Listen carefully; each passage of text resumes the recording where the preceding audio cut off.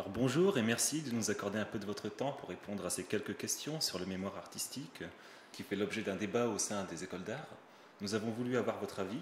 Est-ce que vous pouvez commencer par vous présenter?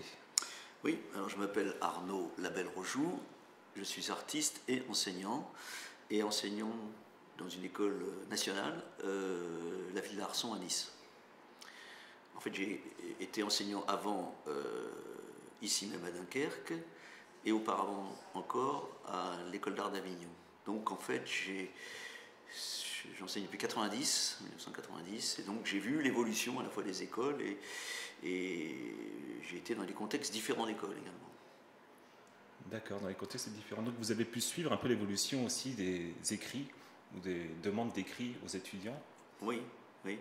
Oui, et bien sûr, les questions vont peut-être être formulées par vous après, mais la demande d'écrit sur le mode, je dirais, du mémoire est quelque chose de relativement récent, mais la pratique de l'écriture, avec moi, en tant qu'enseignant, n'est pas récente. Moi, j'enseignais à Avignon donc, dans les années 90. Les étudiants avec qui je travaillais avaient déjà une pratique d'écriture. Et l'écriture, pour moi, m'a toujours semblé une des dimensions possibles de l'expression artistique. Mais j'ajoute que j'ai eu une remontrance de l'inspection lorsque j'étais enseignant à l'école d'art d'Avignon, parce qu'un inspecteur avait parlé de dérive de l'écriture dans mon enseignement, qui donnait trop d'importance à cette expression. Donc, c'est vrai que la pratique de l'écriture est une chose, le mémoire en est une autre. C'est-à-dire que la pratique de l'écriture peut être une expression artistique, le mémoire est quelque chose qui relève de la recherche, et donc qui, évidemment, pourrait avoir une forme autre même que l'écriture au sens traditionnel. Donc le contenu du mémoire artistique serait à inventer au sein des écoles d'art? Alors, je pense que, justement, mémoire artistique est problématique dans sa formulation. Parce que je crois que c'est une recherche. Et donc, la recherche peut prendre des formes différentes. En revanche, l'écriture me paraît évidemment un support à la fois facile et naturel pour une recherche. Le rapport, je dirais, à l'objet peut être différent. C'est-à-dire, on peut trouver, je sais pas, on peut faire ça sur des livres, on peut faire ça sur des formes par Internet, on peut faire ça par des formes différentes. Par contre, la question de la recherche, moi, me paraît très importante. Et je suis tout à fait pour le mémoire dans sa dimension de recherche. Je pense que la recherche est très importante, que ça fait partie du travail d'un jeune artiste dans une école d'art que de réfléchir à ce que c'est qu'une recherche.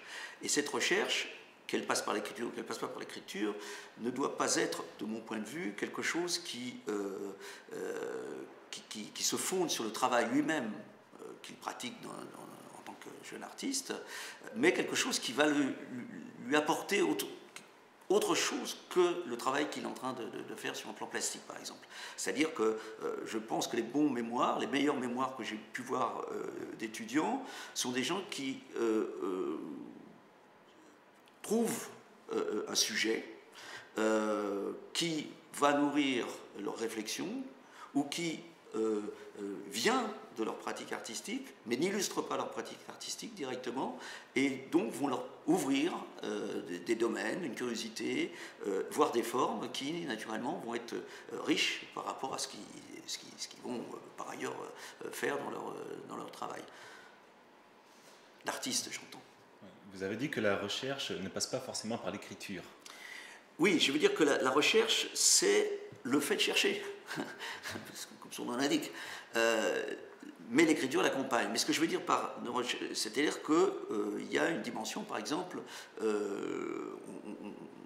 aujourd'hui, la question du document, par exemple, est une question très présente dans l'art. Le fait d'accumuler des documents, d'aller voir des banques de données, fait partie de la recherche, par exemple, hein, avant de passer par de l'écriture. C'est-à-dire d'être capable d'aller sur un terrain où, par exemple, je vais donner un exemple, hein, on a vu apparaître beaucoup d'expositions aujourd'hui sur la question de la performance, sur la trace, sur le document. Alors ça va d'expositions très importantes comme il y a pu avoir au CAPC sur Sigma, qui était un festival d'art vivant, mais aussi d'art, mais aussi de musique, etc. Ou à la Villa Arson, il y a eu une exposition importante autour de l'histoire de la performance sur la Côte d'Azur avec une documentation. Bon, cette partie qui consiste à aller réunir des documents, les analyser, les confronter, ça fait partie de la recherche. La forme après, ça pourrait être l'exposition, ça pourrait être, si je reprenais ces exemples-là pour un étudiant qui s'intéresserait par exemple à un sujet dont il trouverait la documentation, ce pourrait être en effet une forme qui serait un document, un film, etc. La recherche, c'est la recherche, si j'ose dire. C'est absurde ce que je dis, mais la recherche, c'est pas la forme que prendra in fine la recherche. La recherche, c'est le travail. Bon. Naturellement, et c'est là où il y a des problèmes techniques qui se posent dans toutes les écoles, j'imagine ici, quand ils se posent partout, c'est le moment où cette recherche se fait dans le temps, fin de 4e année, début de 5e année, quelle part ça prend du temps de l'étudiant de faire cette recherche, peut-être au détriment de son travail plastique, et qui juge surtout de la recherche? Parce que je crois que le vrai problème, il est là. Qui juge de la recherche? Est-ce que ce sont les artistes qui accompagnent les étudiants? Parce que dans notre école, il y a bien sûr, comme dans toutes les écoles aujourd'hui, des docteurs qui sont là pour donner une espèce de caution universitaire, mais les mémoires sont accompagnés aussi par des artistes, même quand c'est une forme purement d'écriture. Mais on sait qu'aujourd'hui, la demande consiste à vouloir avoir des regards, souvent universitaires, en tout cas de gens qui ont ce titre de docteur, alors même que la recherche en question peut ne pas avoir je dirais, de fondement universitaire. Donc pour moi, le vrai problème, c'est le problème de qui juge des mémoires, plus de quelle forme prendra la mémoire. Un universitaire regardera le travail, ne comprendra pas forcément la nature du travail parce que les voies d'accès ne seront pas forcément celles de la logique universitaire. Il attendra, par exemple, qu'il y ait un système de notes, qu'il y ait des références bibliographiques, qu'il y ait, alors même que parfois c'est dans juste sur un mode, on va dire, associatif que la recherche peut s'opérer pour un artiste. Donc, je pense que c'est plutôt sur cette question de qui juge les mémoires. Donc, nous avons à la Villa Arson 2 enseignants qui sont des docteurs, eux-mêmes chercheurs d'ailleurs, dans leur domaine, et puis 2 autres enseignants de culture générale. Bon, il se trouve que l'un est philosophe, et les 2 d'ailleurs sont philosophes, qui ont une vision peut-être plus proche aussi des artistes, qui sont eux-mêmes critiques, écrivains, donc qui ont une tonalité un peu différente, qui accompagnent aussi les étudiants et donnent peut-être une dimension plus créatrice, plus créative aussi. Et puis les artistes eux-mêmes, enseignants de la Villa Arson, qui sur des sujets donnés peuvent accompagner. Il se trouve que l'un des 2 enseignants dont je parle, par exemple, est plutôt historien et critique de cinéma. Donc évidemment, c'est plutôt vers lui que les gens qui font un travail qui traiterait du cinéma se tournent. Mais il y a une espèce d'assez grande, comment dirais-je, déploiement d'accompagnateurs de mémoire, même s'ils sont chapeautés par généralement ces deux tuteurs généraux. Voilà. Ce que je veux dire par là, c'est que, comme je le disais tout à l'heure, de mon point de vue, le mémoire ne doit pas être issu du travail, ne doit pas illustrer le travail. Donc, il ne s'agit pas de faire un mémoire sur son travail. Il s'agit, par exemple, et ça peut être des choses assez drôles, je vais citer des mémoires, un mémoire que j'ai accompagné l'année dernière, qui était un excellent mémoire, d'une étudiante chinoise, qui a fait tout un travail, par ailleurs, de vidéo, de performance, autour d'un certain nombre de stéréotypes. Il liée à la Chine, au discours idéologique communiste, etc. Elle est partie et qui parlait très bien français pour le coup, donc ça jouait aussi dans la relation. Elle est partie d'une constatation simplement de ce qui fait qu'elle est étudiante avec une espèce de double identité, et donc elle est partie sur, non pas l'art du tout, mais sur vision du chinois vu de France, vision du français vu du Chine. Et donc à partir de là, elle est partie sur des choses très très drôles, très anecdotiques, et qui petit à petit construisent malgré tout son univers, ou en tout cas peut expliquer son travail d'une certaine manière.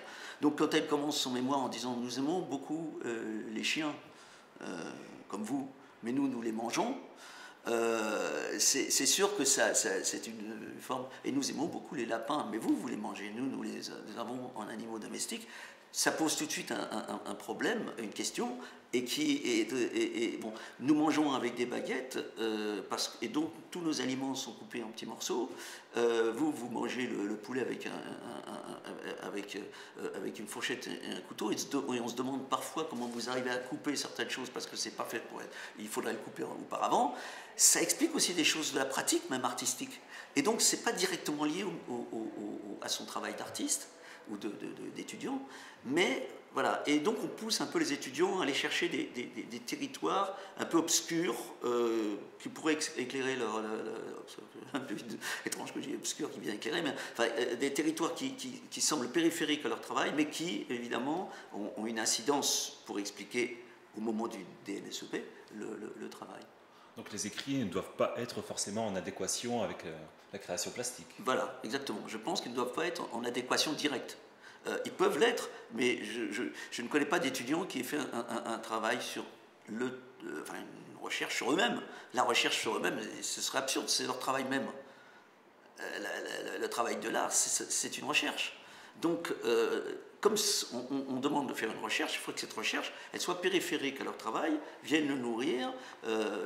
Donc, ça peut être sur des choses très, très, très, très différentes. Ça peut être... alors, il y a une chose que je pense quand même, parce que je ne voudrais pas qu'on pense que je suis aussi, après coup, contre l'écriture, ou que je laisserais supposer que l'écriture ne serait pas forcément le bon moyen. Je pense que, en revanche, une des choses qui se passe avec l'écriture, c'est que, bizarrement, l'étudiant est plus démuni du côté de l'écriture que dans d'autres moyens. Il acquiert très vite des moyens techniques, photos, vidéos, dès la première année dans les écoles d'art, et j'imagine ici aussi. Et l'écriture, souvent, quitte le lycée, le rapport à l'écriture devient la chose la plus difficile pour eux, au fond. D'où le problème. Et que quand on relit des mémoires, quand ils sont écrits, on se retrouve prof de seconde en train de corriger les fautes d'orthographe, les fautes de syntaxe, et par ailleurs parfois la maquette de l'objet, si ça mime, on va dire, un livre ou une revue. Donc c'est intéressant aussi de le programmer dans les écoles en tant que pratique de l'écriture. C'est ce que je disais tout à l'heure. Moi j'étais plutôt, et même quand j'étais à Dunkerque, je pense que ma présence en tant qu'artiste écrivain, je dirais, artiste qui écrit, pouvait avoir une incidence sur le travail des étudiants. C'est-à-dire qu'il ne faut pas abandonner malgré tout l'écriture, parce que l'écriture peut être un moyen d'expression artistique. Donc je défends beaucoup l'écriture en tant que moyen d'expression artistique, et je pense que un jeune artiste a tout intérêt à avoir une maîtrise aussi de l'écriture, de la langue, pour présenter par ailleurs, autrement, son travail. Mais dans le mémoire, ce que je vois, c'est qu'il y en a qui rament, comme on dit, il y en a qui rament pour écrire une phrase en français, quoi. Et que ça les bloque finalement, que ça les arrête, qu'ils mettent 3 mois à écrire un mémoire ou 6 mois à écrire un mémoire, au détriment d'un travail plastique, par exemple. Oui, donc l'écriture permet un peu de prendre conscience du monde en sortant de l'atelier. Du monde ou des manques. Ou des manques. C'est-à-dire que du monde, on peut découvrir le monde à travers tellement de choses aujourd'hui que le monde, il est partout. Mais de ses propres manques, il y a le problème de l'écriture, il y a le problème de la langue. Aujourd'hui, il est clair qu'il faudrait parler plusieurs langues. Moi-même, je n'en parle que 2, mais moyennement, mais c'est vrai que le rapport à la communication, le rapport à la langue, le rapport à l'écrit, je trouve que l'école d'art doit aussi être capable de donner ça aux étudiants, quoi. Oui, parce que dans les écoles d'art, on est aussi nous ne sommes pas dans la même homogénéité en termes d'étudiants que dans les autres écoles, par exemple d'ingénieurs alignés sur le système LMD. Oui. Nous avons des gens qui viennent d'horizons très divers, d'autres pays très divers, qui se retrouvent avec un mémoire en français à devoir faire après le diplôme. Voilà, exactement. Alors, le mémoire en français, quand il est rédigé et aidé par l'enseignant, il tient le coup, mais souvent c'est les enseignants qui accompagnent, qui se tapent de faire le travail, on va dire, de rédaction, hein, ou d'accompagnement de rédaction. Il y en a qui sont un peu plus doués, qui savent écrire, voilà, ça passe mieux. Et puis surtout, moi, ce que je vois, c'est mon collègue Patrice Blouin qui accompagne donc un certain nombre de ses mémoires, très, très justement, disait qu'on pourrait aussi, parce que c'est aussi un produit de l'école, puisqu'ils sont tenus de faire ce mémoire, c'est aussi une production de l'étudiant à côté de son travail de jeune artiste ou de futur artiste. Donc c'est un travail qui est mené, qu'il serait souhaitable que les meilleures mémoires puissent être publiées aussi, que les écoles aient une maison d'édition ou une structure qui édite les meilleures mémoires, comme des publications, comme dans l'université, il peut y avoir des mémoires d'étudiants qui deviennent publiées, que les écoles se chargent même de publier leurs meilleures mémoires. Et dès lors, les formes pourraient peut-être être différentes. Donc on les publie. Il y a un étudiant il y a 2 ans qui avait fait en fait un texte écrit qui était accompagné d'un DVD, par exemple.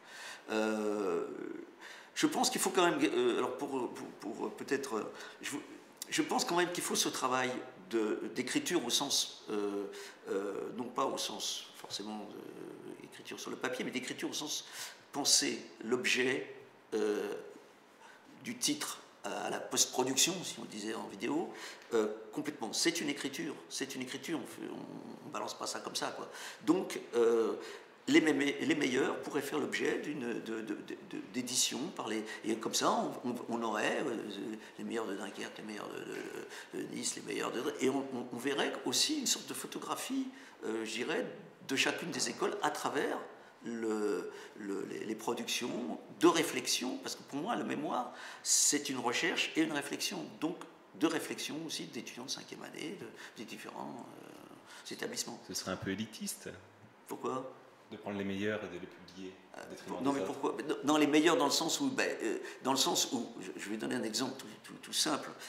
Moi, je n'ai pas lu ce mémoire, mais nous avons eu un étudiant l'année dernière qui a eu 20 sur 20 à son mémoire. 20 sur 20 par un jury extrêmement, je dirais comme ça, qualifié et peut-être élitiste. Mais bon, ce serait élitiste dans le sens où on va donner effectivement à voir les meilleurs, donc l'élite, mais pas élitiste dans le sens où tout le monde peut potentiellement avoir les mémoires. Ce seraient ceux qui en effet auront requis, puisqu'il y a une épreuve qui n'est pas sanctionnée véritablement au moment du DNSEP. Ça correspond, je crois, à un 7e de la note totale, donc c'est pas sanctionné. Et à la Villa Arson, en tout cas lors des derniers mémoires, des derniers DNSEP, les jurys ont décidé de ne pas mettre de note en dessous de la moyenne pour le mémoire, parce qu'ils considéraient que c'était souvent pas très juste par rapport à des travaux d'étudiants qui étaient très développés, qui eux-mêmes portaient par exemple une recherche ailleurs. Donc certains étudiants avaient fait des choses extrêmement minces, on va dire, et avaient 10, alors que peut-être un autre jury aurait donné... Par contre, ceux qui ont 20 ou ceux qui ont 17, ou ceux qui vraiment ont fait un travail sur plusieurs mois, qui se sont déplacés, qui ont accumulé des trucs. Et moi, j'ai eu un excellentissime mémoire il y a 2-3 ans sur les parcs d'attractions.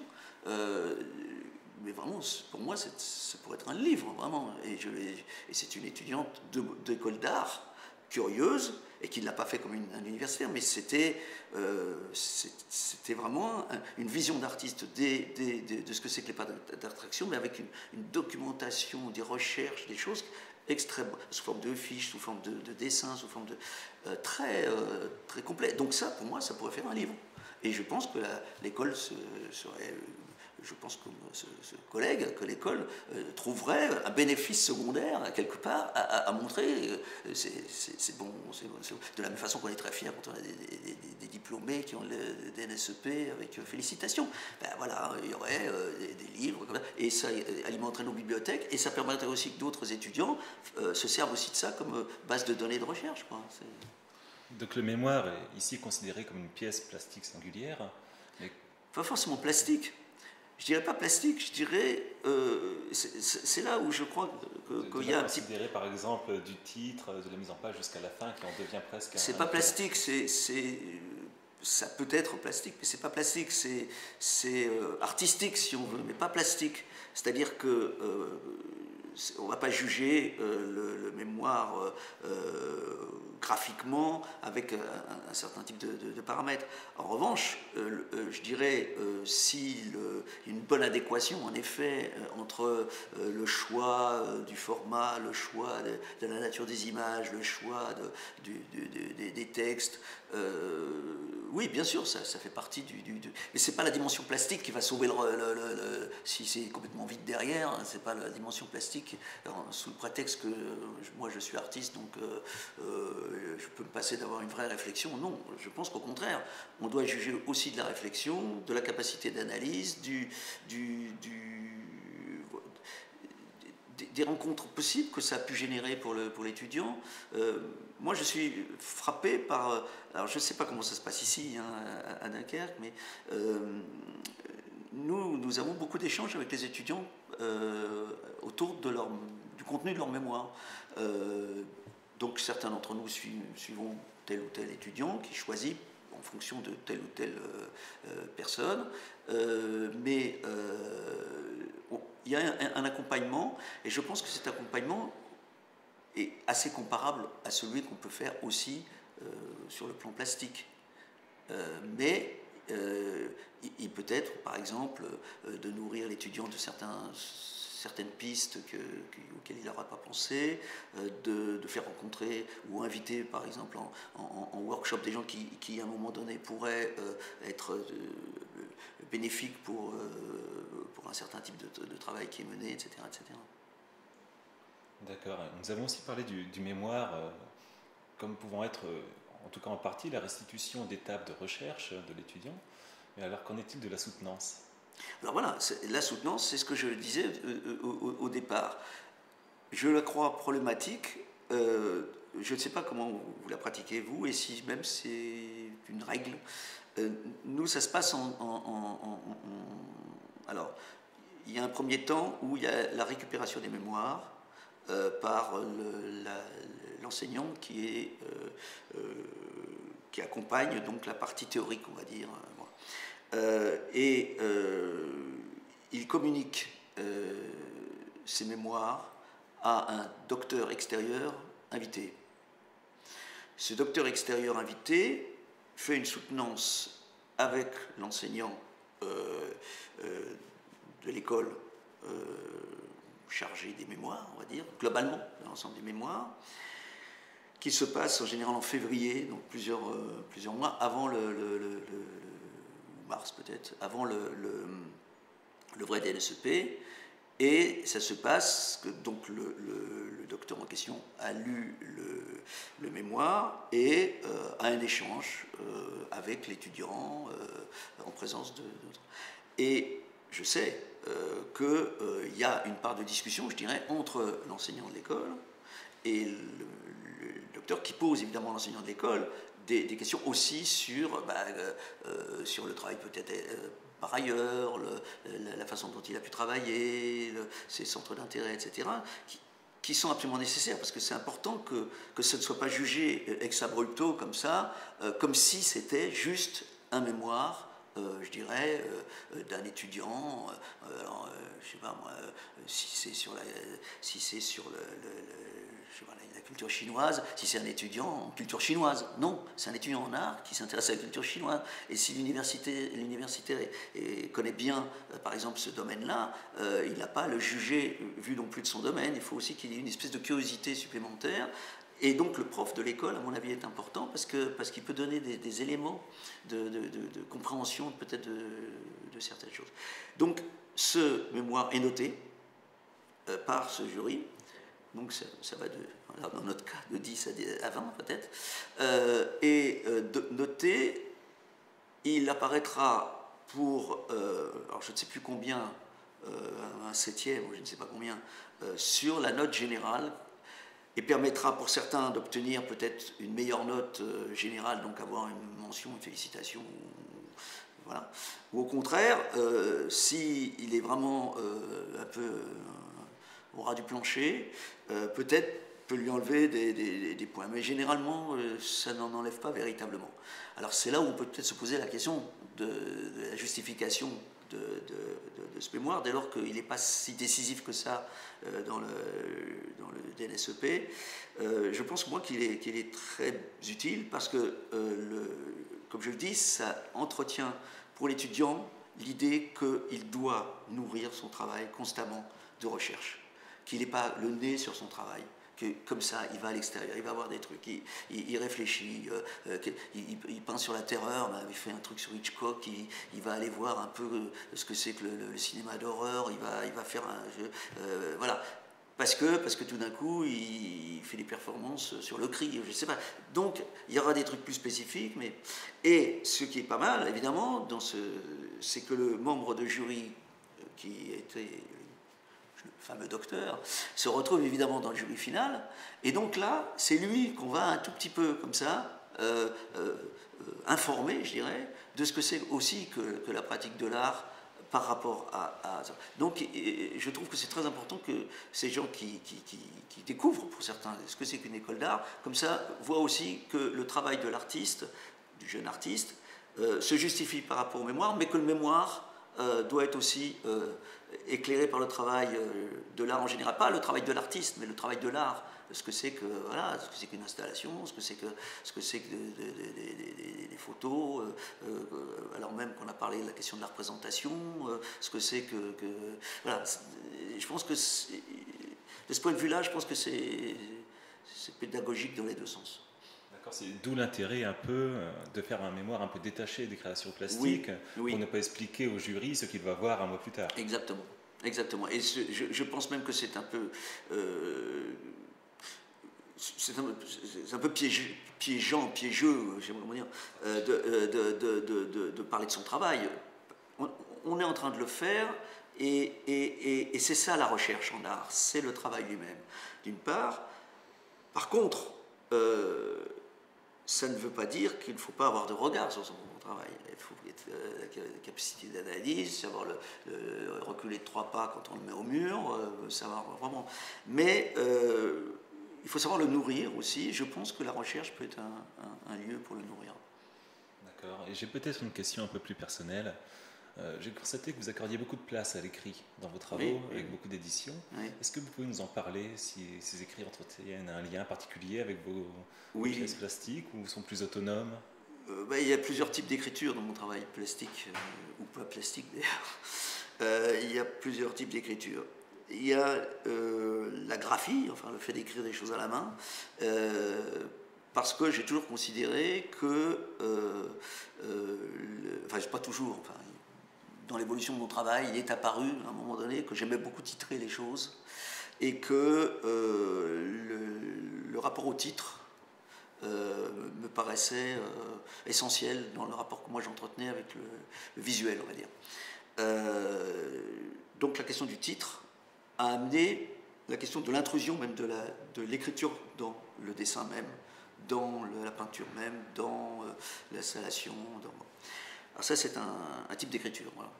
Et puis un autre type d'écriture qui est une espèce d'écriture théorique, on va dire, mais qui est nourrie qui serait plutôt d'ordre de la réflexion, qui passe souvent par une curiosité, on va dire, curiosité, mais enfin curiosité des autres, curiosité de l'histoire dans laquelle je m'inscris, la performance par exemple. J'ai écrit sur la performance parce que voilà, c'était un domaine qui était peu traité, qu'on m'a proposé d'écrire ce livre et que j'avais la curiosité d'aller voir historiquement comment tout ça s'articulait. Mais évidemment, c'est là où on rejoint le rapport à l'artiste, avec un jeu très présent. C'est-à-dire, je pense que l'écriture, comme d'autres expressions, elle a une forme, elle a une couleur, elle a un débit personnel, et donc ça se retrouve y compris dans ces livres-là. Mais ces livres, par exemple, peuvent traiter aussi bien de... y en a un qui est né ici, en fait, à Dunkerque, par exemple. J'ai une année, en tout début d'année, où on nous demandait, comme ça, aux enseignants, sur quoi on allait travailler avec les étudiants. Parce que j'avais justement, et ça je peux le dire, parce que ça c'est très important de le dire à Dunkerque, j'avais un poste, j'étais sur un poste ici, qui ne peut plus exister, je pense, maintenant, avec les règles peut-être des écoles d'art, c'est que j'étais enseignant de culture générale, artiste. Donc, je dispensais des cours dits de culture générale, mais qui passaient par ma propre sensibilité. Alors, j'ai pu faire un cours sur la chanson chansonnette, j'ai pu faire un cours sur des choses très, très diverses, parce que ça partait évidemment de mes propres préoccupations. Et une année, on me demande sur quoi je vais travailler. Et je ne sais pas pourquoi, j'ai répondu le scandale en art. Et j'ai réfléchi sur la question du scandale en art, j'en ai fait des cours, et ce cours a fini par faire un livre, Leçons de scandale. Donc c'était même très, très littéralement ce que j'avais fait, des leçons autour du scandale, qui sont à la fois des réflexions sur ce que c'est que le scandale en tant qu'événement, hein, ce que l'art doit au scandale ou pas, et j'ai évidemment été faire quelques petites recherches historiques pour situer un petit peu le scandale, et par ailleurs j'ai donné à l'écriture, alors assez naturel, j'ai pas été changer d'écriture pour écrire un livre sur le scandale, mais disons que j'ai donné une espèce de tonalité générale, un peu manifeste comme ça, le manifeste étant souvent un des modes par lequel le scandale arrive dans l'art. Donc j'ai donné un ton assez manifeste à ce livre, Leçons de scandale. Donc voilà, et donc ce livre, que je dois à Dunkerque pour ça, à l'école de Dunkerque, est né d'une curiosité, et donc quelque part ça pourrait être un mémoire, voilà, typiquement, c'est-à-dire que je me suis donné une recherche, je l'ai traité à la fois historiquement, je l'ai traité graphiquement, il y a des petits dessins dedans, je l'ai traité dans la durée, puisque j'ai fait pendant une année des cours autour de ça, j'ai écrit d'une certaine manière, mais ça ne ressemble pas à un livre d'universitaire sur le scandale, parce qu'il y a des choses qui ne sont pas prouvées du tout dedans. Très bien, je pense qu'on a fait le tour de la question. Non. Moi, je pense que vous n'avez pas fait le tour de la question, parce que je pense que c'est inépuisable, et que je pense même qu'en y répondant comme j'y réponds, je me rends compte que je suis moi-même souvent emporté un peu par la parole. Hein. C'est-à-dire que j'anticipe, non pas les questions, mais j'anticipe ce que je voudrais pouvoir dire. Je m'aperçois que je ne dis pas certaines autres choses. Donc c'est-à-dire qu'en fait, c'est assez inépuisable, parce qu'il y aura une chose il y a plusieurs choses qu'il faudrait ajouter. C'est le contexte dans lequel les écoles sont, les contextes différents dans lesquels les écoles sont, c'est-à-dire la nature des enseignants. J'ai dit tout à l'heure la nature des jurys, mais ça dépend aussi des écoles. Les moyens techniques aussi dont disposent les écoles, les possibilités, par exemple, de voyage ou d'ouverture dont disposeraient certaines écoles que d'autres n'auraient pas, etc., qui font que, on parlait d'élitisme tout à l'heure, je pense que, je ne suis pas pour l'élitisme du tout, mais je pense qu'effectivement, tout le monde n'est pas exactement logé à la même enseigne, et peut-être qu'il y a des pistes aussi qui peuvent s'ouvrir dans des partenariats avec l'extérieur, qui ne sont pas forcément l'université, mais qui peuvent être aussi l'université, parce qu'il y a d'excellents universitaires, je ne vois pas comment que je n'en fréquente pas, que je ne lis pas de livres d'universitaires, mais qui évidemment, montrent que voilà, tout le monde n'est pas logé exactement à la même enseigne. Mais merci beaucoup. Merci à vous.